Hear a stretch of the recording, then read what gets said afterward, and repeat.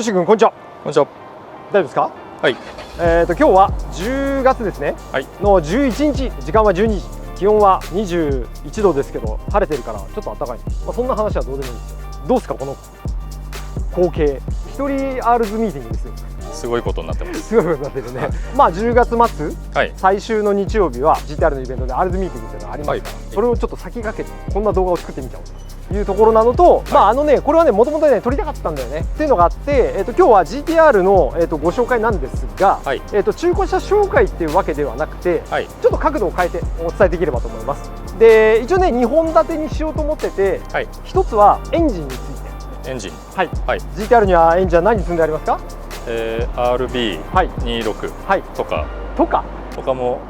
他はないです。RB26 ですね。はい、そう RB26 なんだけれども、いろんなやっぱりねいじり方があるんですよ。はい、チューニングの仕方ですね。でやっぱノーマルの GTR って結構珍しくて、はい、まあ大体は何らかしら手が入ってるのが多くて、はい、ただその手の入れ方とかも結構その車によって個性が違うんですね。はい、ショップによっても違ったりとかっていうのがありますと。まあそれが一つ。あとやっぱりそのチューニングの段階でこうステップアップしていくんですけれども、はい、単純に馬力を上げるっていうのと、あと耐久力的なところ、馬力を上げると耐久力がどんどん落ちていくんですから、はい、これをバランスをいかにこう取りながらチューニングしていくかみたいなのが大事なんですけれども、はい、まあそこら辺のお話も僭越ながらちょっとさせてもらえればと思います。なら同じこの RB26 が積んである GTR たくさんあるんですけれども、はい、例えばエンジンは基本全くノーマルであったりとか、片やコンピューターすごいの入ってたりとか、はい、片やエンジンフルオーバーホールしてある耐久力上がってるやつとか、はい、片やマル秘エンジンが積んであるマル秘エンジン、これマル秘エンジン後ろ行きましょうか。じゃあマル秘は最後に取っておこうと思ってるので、はい、あれなんですが、まあここだけちらっと見ればまあ分かる人は分かるんじゃないかなっていう形でございますね。はい、ニッソン、はい、そっちじゃないんですけどね、こっちなんですけどね。なんで今日やろうとしてるのはまずそのエンジンのところは、まあさっき今言ったお話なのと、あとはやっぱマフラーサウンド、まあ、いつもそのマフラーの音をさ動画撮ってるじゃないですか。はい、でもうやっぱこう5台まとまって RB のサウンドを撮るってなかなかないと思うんですよ。そうですね。そう、でやっぱり自分も持ってるんで、もう何十回どころか何百回どころか多分1000回ぐらい僕マフラー、いろんなマフラーの音をさ YouTube とかでチェックしてるわけです。多分同じ人いると思うんだよね。このエンジンの仕様でこのマフラーの仕様でエンジンかけるとこんな音がしますっていうのは結構マフラー選びの一つ参考になると思うので、はい、まあそこも踏まえて、ご説明できればと思います。そんな感じで、今日は2本立てでいきますので、はい、ぜひ GTR 好きの方見ていただければと思います。じゃあよろしくお願いします。お願いします。はい、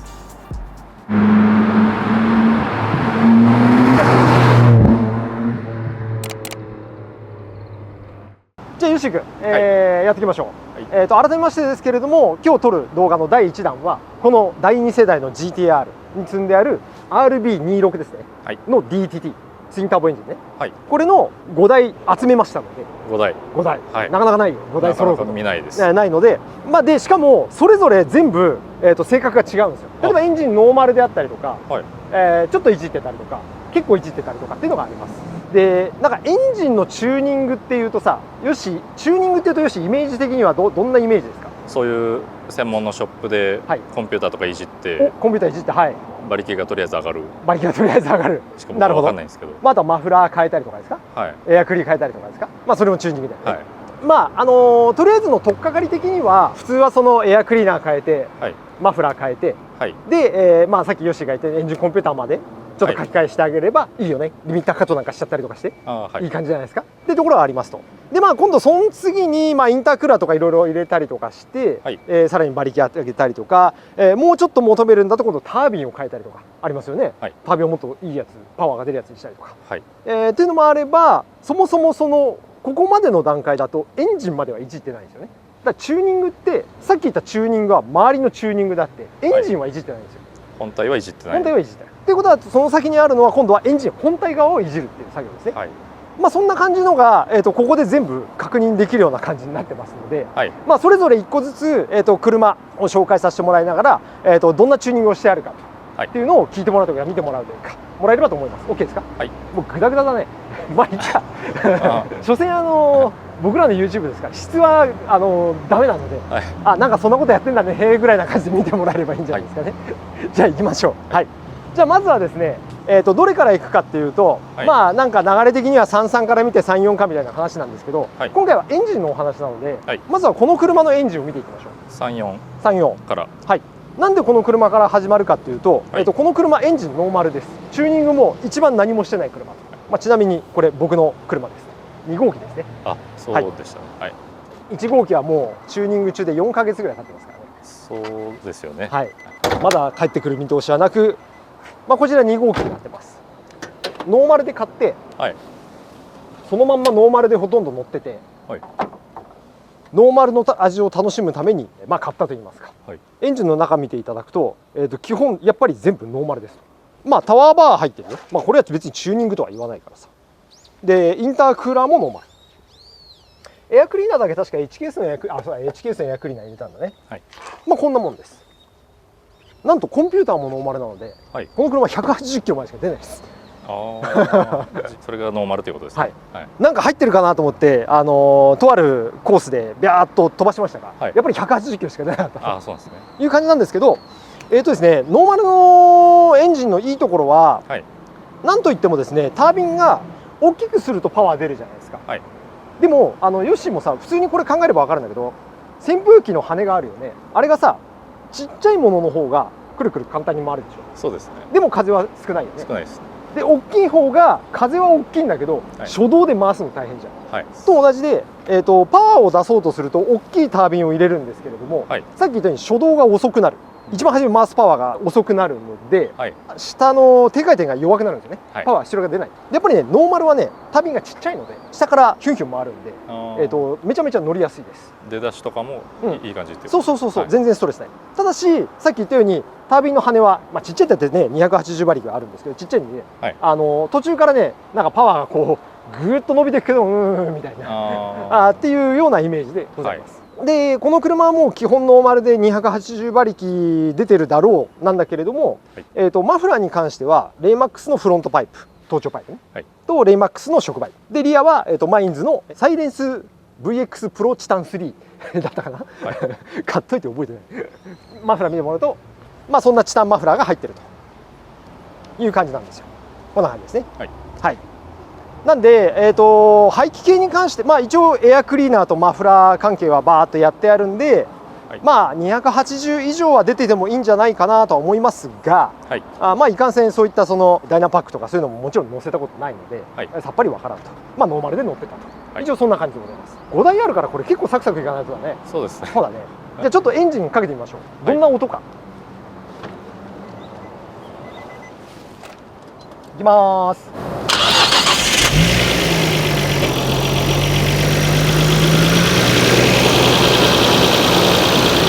スムーズでしょ。始動も安定してて調子は良さそうな感じ。調子は良さそうでしょ。はい、そうなんですよと思うじゃないですか。はい、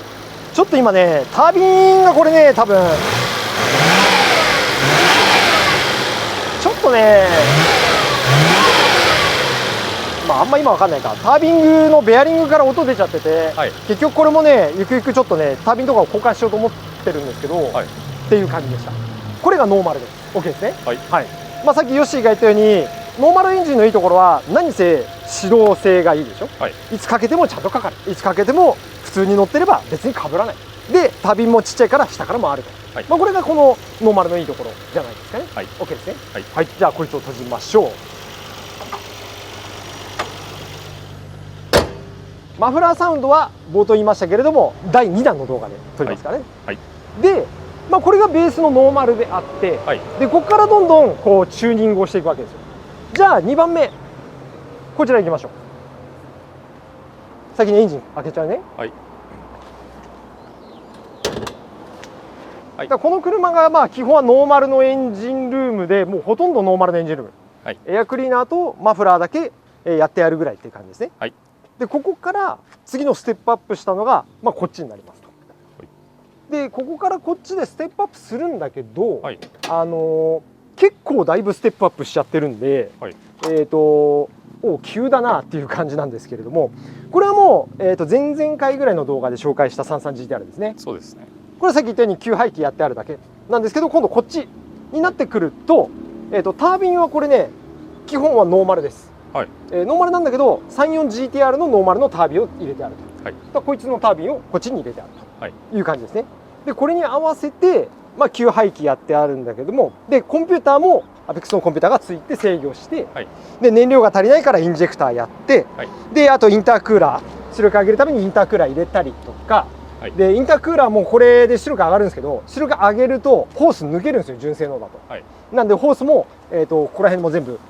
パイピングにアルミニウムに変えてたりとか、はい、っていう一気にちょっとお金がねギャギャギャってかかってくるような感じです。ここら辺からこうチューニングなんだけども、出力をガーッと上げると同時に、はい、インジェクターとかさっき言ったホースとか、はい、あと冷却系でラジエーターとかですね、はい、オイルクーラーとかですね、ここら辺まで合わせてあげて、出力と同時にこう下がってくる耐久力をいろんなパーツをくっつけてこうちゃんと保つようにするという感じのチューニングであります。でさっきこっちがさノーマル280、マフラーエアクリ入って300ちょいあるのかなみたいな話ありましたけれども、はい、こっちになるとちょっとステップアップしすぎちゃってるんであれですけれども、はい、大体ね400馬力ぐらい。だいぶ上がりましたね。そうだいぶ上がる、はい、100馬力上がりますからね。たださっき言ったようにこれもねタービンはね R3 用の純正タービンなので、はい、結構下から普通に回ります。全然快適に乗れる仕様という感じになってます。はい、じゃあちょっとエンジンかけてみますね。はい、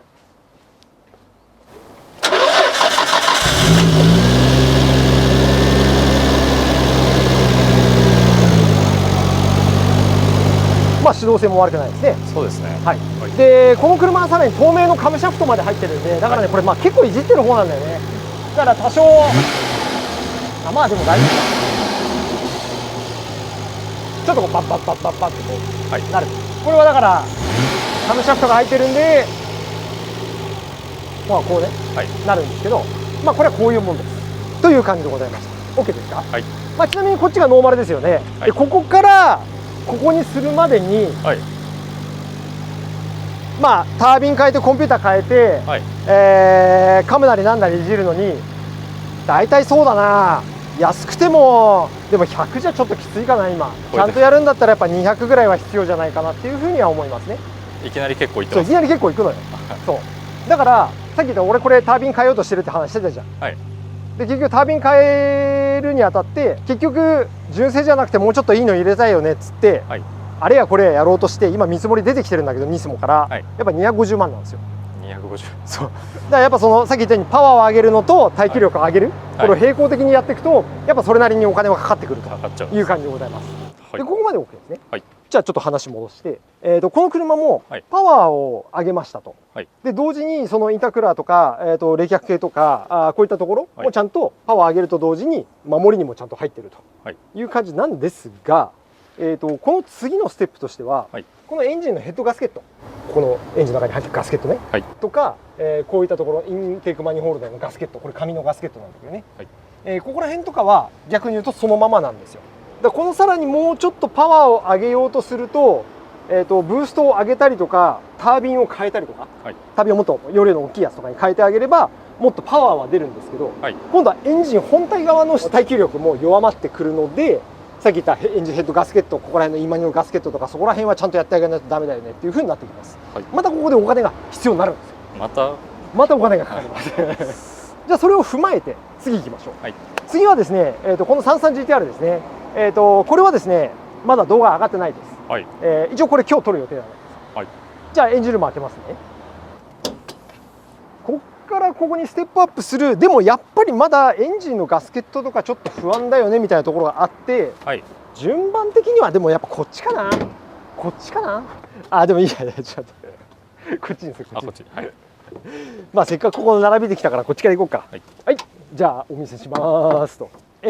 急になんかゴールドのすごいですね。すごいでしょ。はい、で、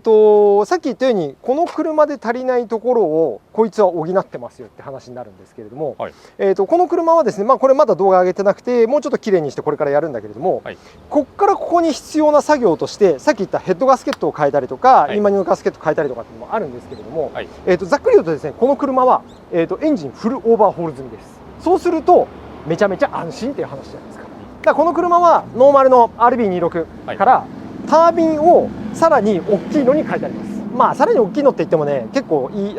感じのサイズなんだけど、 HKS の GTSS っていうちっちゃめのタービンなんだけど車外タービンがついていて、もちろん34の純正タービンよりも馬力出せる、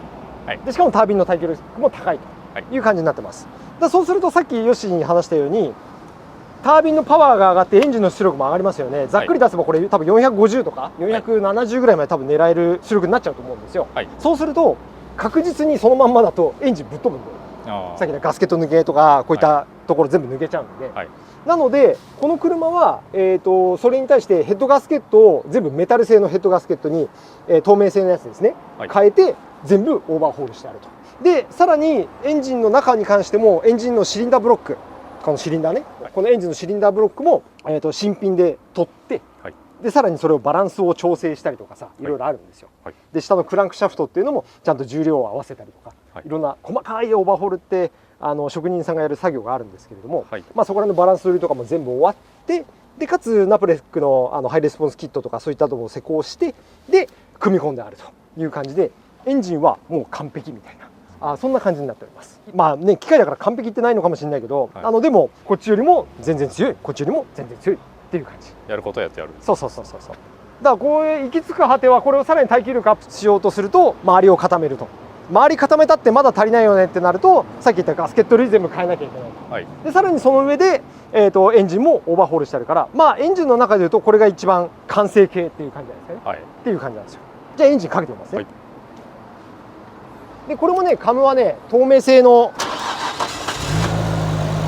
透明のカムが入ってますね。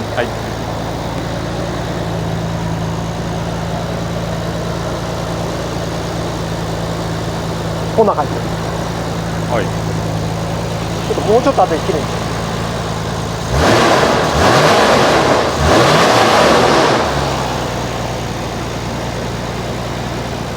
こんな感じですね。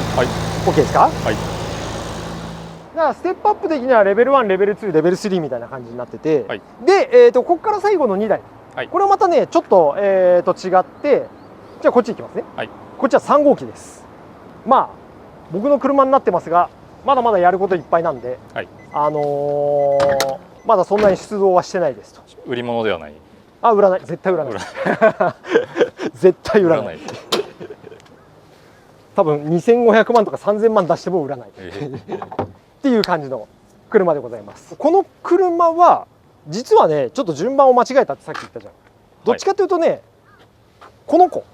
ガスケットとかノーマルなこの子と、これエンジンをフルオーバーホール済みだよね、この子のまあ間になるかな。本当はこの順番的にはこの間に入れたかったそうなんですね。この車に関してはエンジンは基本ノーマルなんだけれども、ヘッドガスケットは変えてあるんですよ。まあ他もやってあるよ。ラジエーターも入ってるし、オイルクーラーとかも入ってるし、まあ、冷却系とかも全部やってある、でタービンに関しても HKS の GTSS 入ってると、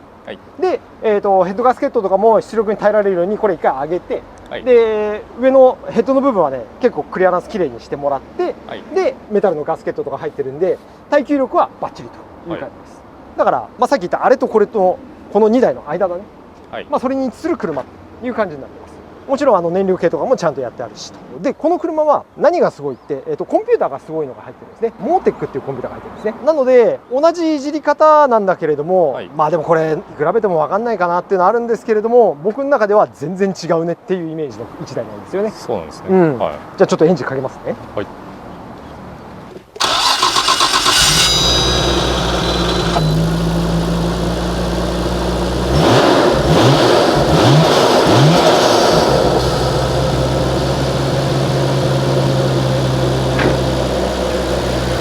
まあ分かんないよね、これだけ聞いてもね。分かる？スムーズかはちょっと分かんないですけど、音の種類はなんか違う感じは。なるほどね。そうで、しかもこっち透明のポンカム R っていうのがこの2台は入ってるんですよ。ポン付けできるカムシャフトでポンカム R っていうのが入ってて、まあ比較的ノーマルのエンジンと制御で全然普通に回っちゃうような感じなんだけど、こっちに関してはグループ A カム DMAX のが入ってて、多分ね制御結構やってない車だと多分アイドリングこんな保てないと思うんだよね。ババッババッババッババみたいな感じで、なんだけれどもコンピューターの制御をモーテックにしてて、かなりきめ細かい制御ができているので、アイドリングとかが安定しているのと、チューニングカーの割に、まあ癖にって言ったらいいかな、マジでかぶんないから、マジでかぶらないし、エンジンがやっぱかぶったりとかするとかかり悪くなったりとかするんですけど、いつかけてもどのシチュエーションでかけても全然かかる。だってこれだってさ、俺全然乗ってないからね。それでかぶらないんですか？そう、それでかぶんない。すごい。そう、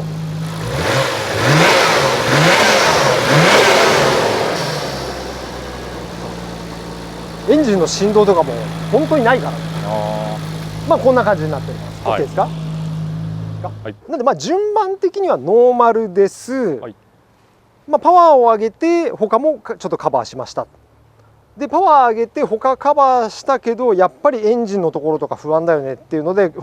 ガスケットまで変えました。はい、やっぱりそれだけじゃ不安だよね、全部やった方がいいよねっつってエンジンオーバーホールしました。はい、まあこんな段階でこうステップアップしていくのが、まあ、RB26 の、まあ、チューニングとメンテナンスと、まあ、同じような感じで進めていくようなイメージですよね。はい、だからこれはまあノーマルだからさ、エアクリマフラーなんか入れるだけだったらね、まあつったってこれで多分50万ぐらいかかっちゃってるんだけど、はい、結構いいやつ入れてるからこだわらなければ2、30でできる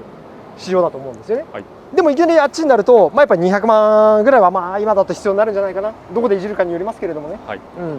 でエンジンヘッドガスケットとかやるってちゃんとそこら辺ブロックとかちゃんと清掃してとかってやると一回パカって上げるから、はい、そうするとやっぱプラス50とか100までいかないですか、はい、って感じじゃないですかね。でこっちオーバーホール、はい、オーバーホールになっちゃったらもう多分300とか400とかそんな世界です。400はいかないか、まあでも300ぐらいかな。すごい。まあそもそもパーツが手に入らないからね。まあちなみにこの乗ってたお客様はエンジンとミッション、まあミッションは新品交換なんだけど、あとシャーシリフレッシュか、これで3年前に450万かかってるんで。すごいですね。450万、はい、そういう話です。まあちょっとかかりすぎだけどでもかかっちゃうんです。まあこれはその内容はこの動画の紹介の時にまた言いますから、はい、はい、っていう感じでございました。じゃあ最後に残ってるこちらの車、これ以上何があるんだって話じゃないですか。謎ですね。これ謎ですよね。はい、じゃあエンジンいきましょう。これ以上何があるんだっていうと、ここから先はやっぱりコンプリートエンジン的な話になってくるんですよ。これはさ、今まではさチューニングでこう作られてきた過程のエンジンじゃないですか。まあまあこれもそうなんだけど、はい、まあとりあえず開けますわ。じゃん、こんな感じでございます。はい、何が違うのかっていうと、これはですねニスモの、はい、S1 エンジンの、F スポーツ仕様っていうかなっていう、エンジンのチューニングがされている車です。そういうのがあるんですね。そういうのがあるんですね。はい、はい、ざっくり言うと今までこれまでのことは大体やられてます。正確に言うとね、エンジンの腰上腰下ってあるのね、はい、シリンダーブロッカーとクランクシャフト部分、クランクシャフト部分のオーバーホールは多分入ってないんだけど、はい、上の部分のオーバーホールはまあそれをオーバーホールっていうのかな、まあでも入ってて、まあ白よりかは白はエンジンの下側も手が入ってるけど、はい、こっちはエンジンの下側は手が入ってないので、はい、そうどっちの方がっていうのはあるんだけどね。はい、でこの車はここから先何があるかっていうと、はい、シリンダーヘッドがありますよね、はい、でピストンがありますよね、86ファイだったかな、を F スポーツ仕様になるとこのピストンを1ミリオーバーサイズにしてるんですね。はい、そうすると排気量がね、まあ、ざっくり 100cc ぐらい上がるのかな、はい、まあ排気量が 100cc 上がれば出力はエンジンのパワーは100割上がる。10正確には分からんでも馬力は上がるよね。上がりますね。上がるよね、はい、とっていうのがあって、この F1 エンジンの F スポーツ仕様っていうのはニスモで施工してる、まあ、コンプリートエンジンの、まあ、メニュー、チューニングメニューって言ったらいいですかね。はい、今で言うとね、R4 エンジンとか S2 エンジンとかっていうのが、ニスモで提供されてるんだけども、はい、いくらだっけ、600万とかで施工まで 2、3年かかりますみたいな。はい、ちょっとねだいぶ敷居が高いメニューになっちゃってるんですけど、ね、当時はね多分ね100万ぐらいでできたんじゃないかなこれ。まあ100万じゃ効かないか、でももうちょっとですけどでやってたと思います。はい、で、この車はさっき言ったようにもう一回話戻すと彼らにはないシリンダーの容量を上げてたりとか、はい、あとピストンとかに関しても N1 ピストンっていうのを入れてたりとか、はい、エンジンの中のパーツまで変えて、まあ、耐久力もさらにアップして馬力もアップしてるっていう感じなんですよ。はい、あっちは逆に言うとエンジンの中きれいにしたり交換したりとかしてるけど、やっぱりノーマルなんですね。こっちはエンジンの中までチューニングしてると、これが全然違うところなんですね。でもちろんさっき言ったカムシャフトであったりとか変わってるのはもちろんだし、まあ、こういうところもそうだし、コンピューターももちろん変わってるし、いろいろやってあるという感じなんですけれども、この車の大きいのはさっき言ったようにピストンが1ミリオーバーサイズ入れて排気が上がってる、ピストンとかも、強いの入れてる。でまあ腰上、エンジンの腰上の方はバランス取りとかしてオーバーホールされてると、はい、そこら辺がねこの車のポイントになってますね。なんで耐久力ももちろんそれに合わせて作ってあるんだけど、ここはねさすがニスモなんですよ。多分馬力もっと出そうとすれば、はい、エンジンも全然耐えられるのよ、そこまでやってあるから。なんだけどこの車は400馬力の仕様にしてるんですよ。ブースト1キロとかだったかな、1キロ縛りとかで、ブーストコントローラーもついてないんですよね。はい、でニスモのコンピューター書き換えでチューニングしてて、で、1キロまでで絞って400馬力で止めてあるっていうのが、ミソという感じです。はい、400馬力の中でより安全に使ってもらうためにガスケット類は強化してあったりとか、ピストンとかちゃんといいの入れてたりとかっていうのをやってるんですけれども、でも馬力は出さない。これがやっぱさすがメーカーって感じだよね、はい、っていう感じでございました。じゃあエンジンかけてみましょう。はい、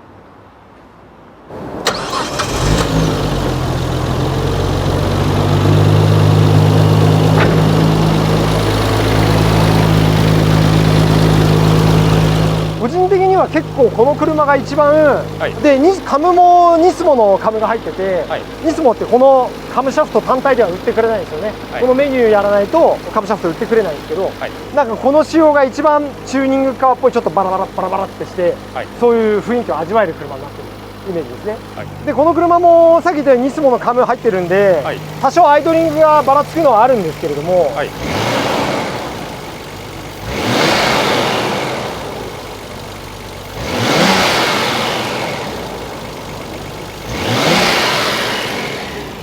ちょっとパパパパパパパパとかっていうのが、あ、俺チューニングカー乗ってるなみたいな、はい、そんな感じのイメージですかね。はい、OK ですか。はい、はい、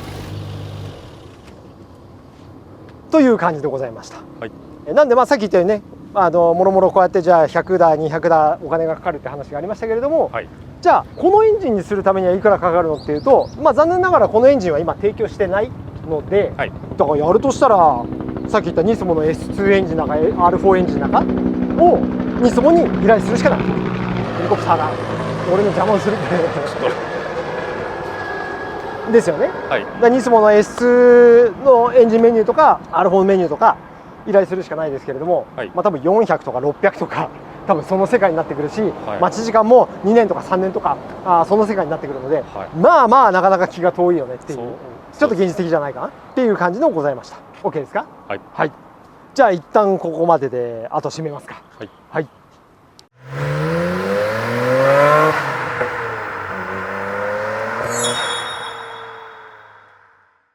じゃあよし君ここまで、はい、今日は第2世代 GTR の RB26DTT 特集ということで、はい、ずらっと5台紹介させてもらいました。はい、じゃあ順番に行きましょうか。はい、順番に行きましょう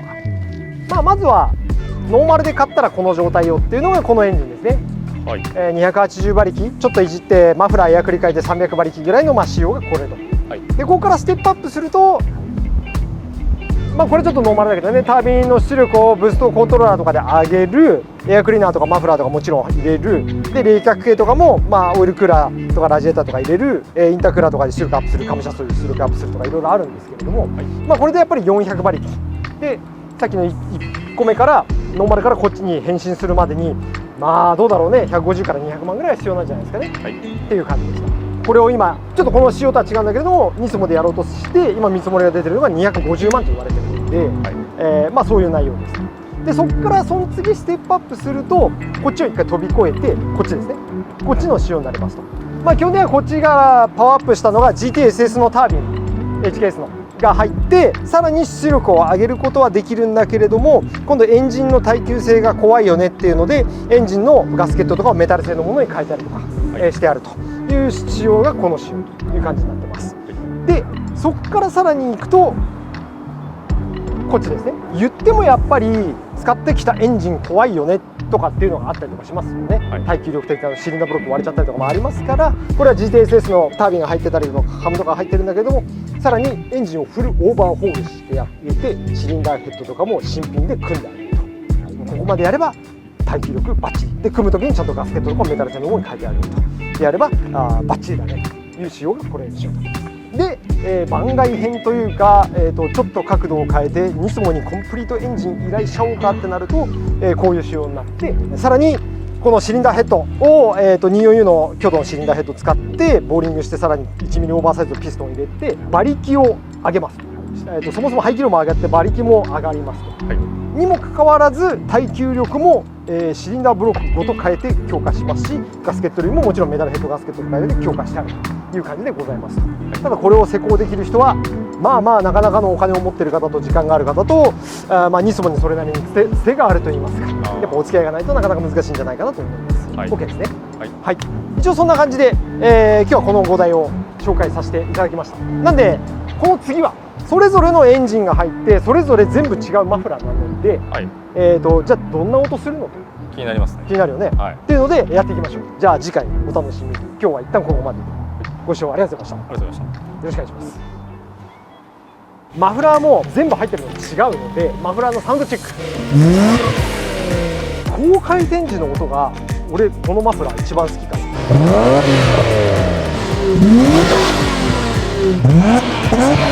僕のノーマルと比べたら全然違うと思うので。